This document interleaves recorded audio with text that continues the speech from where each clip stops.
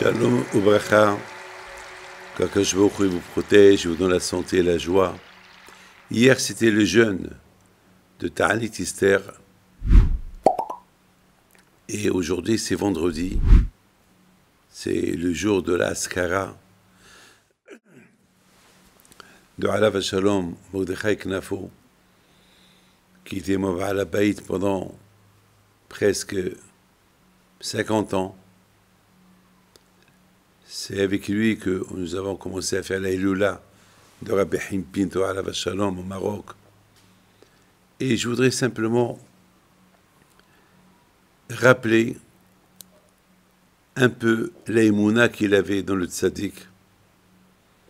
Et beaucoup des fois, tellement qu'il était attaché au tzaddik, lorsque les gens l'appelaient pour une bénédiction,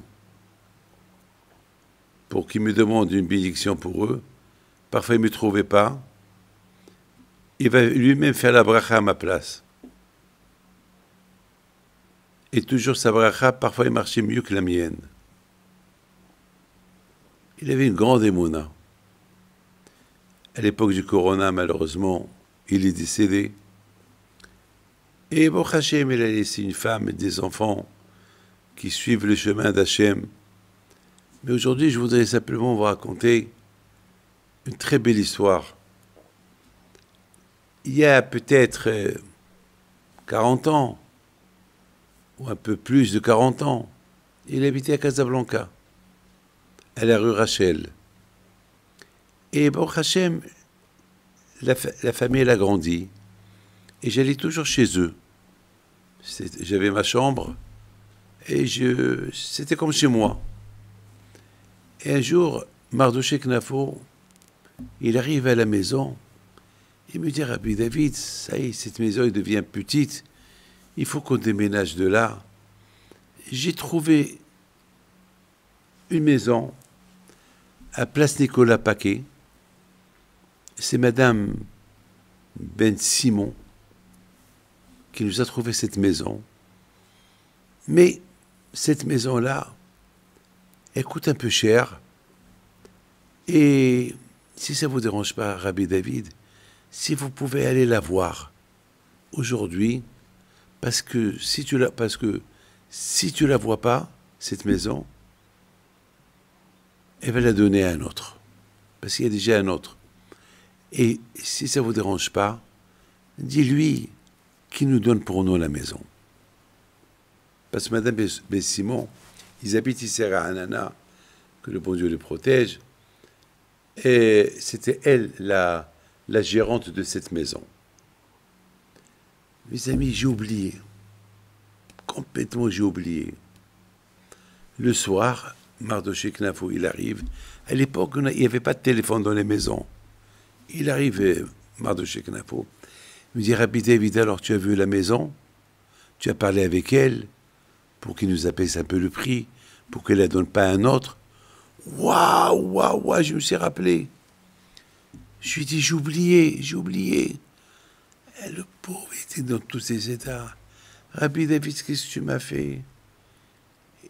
Et il était dans tous ses états. Moi aussi, j'étais dans tous mes états.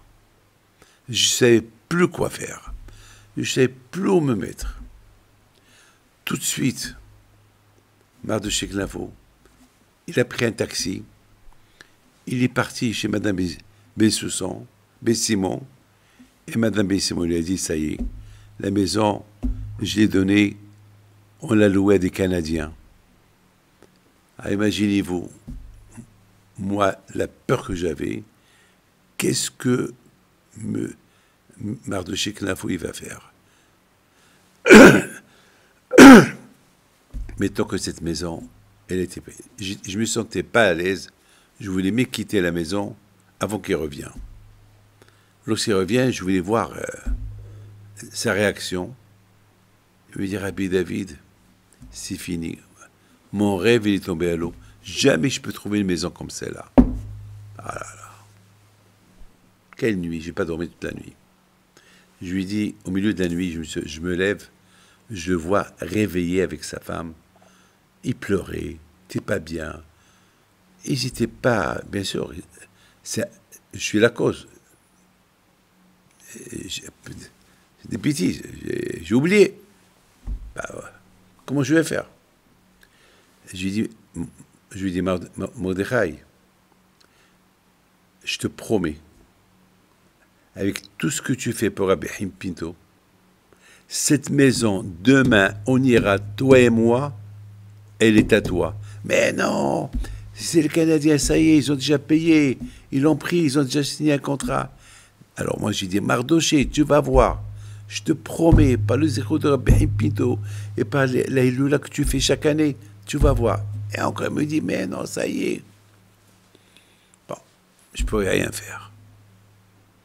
Le matin, il fait sa prière, je fais ma prière, on ne se parle pas. Il va au travail, je descends avec lui les escaliers. Viens, Mardoché, on va aller à la maison. On va voir Madame Bissouzan, Madame Bissimon. Mais non, à quoi ça sert? On va aller. Je te dis que la maison, elle est à nous.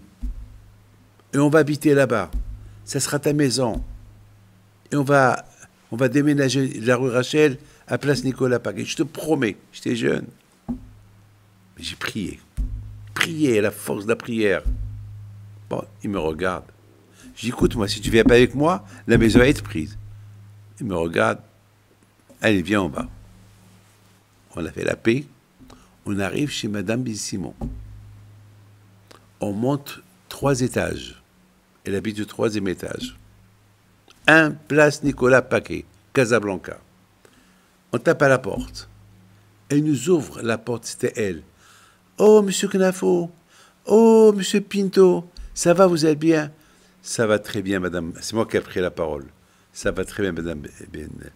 Mais Simon, je veux la maison pour lui. Ben, c'est bizarre. Comment ça c'est que vous êtes venu? Qui vous a dit de venir? Ben, c'est Rabbi Haim Pinto.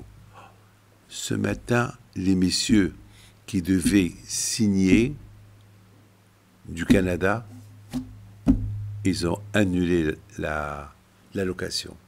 La maison est à vous. Ah, très bien. Alors, Mardoché Knafo était dans tous ces états, mais je veux que vous abaissez un peu d'argent. Ah ben, j'abaisse un peu d'argent. Ah ben, mes amis, Mardoché Knafo, le même jour, il a signé, ils ont déménagé, ils sont restés là-bas pendant 20 ans, habités 20 ans. Pendant 20 ans, j'étais là-bas. Voilà que cette histoire-là, qui nous rappelle le passé, que sa mémoire elle soit bénite, Keneratson, et que Dieu repose son âme en paix. Amen. Aujourd'hui, c'est ça, Iloula aujourd'hui. Donc, vous pouvez allumer une veilleuse à sa mémoire. Que le bon Dieu protège jamais.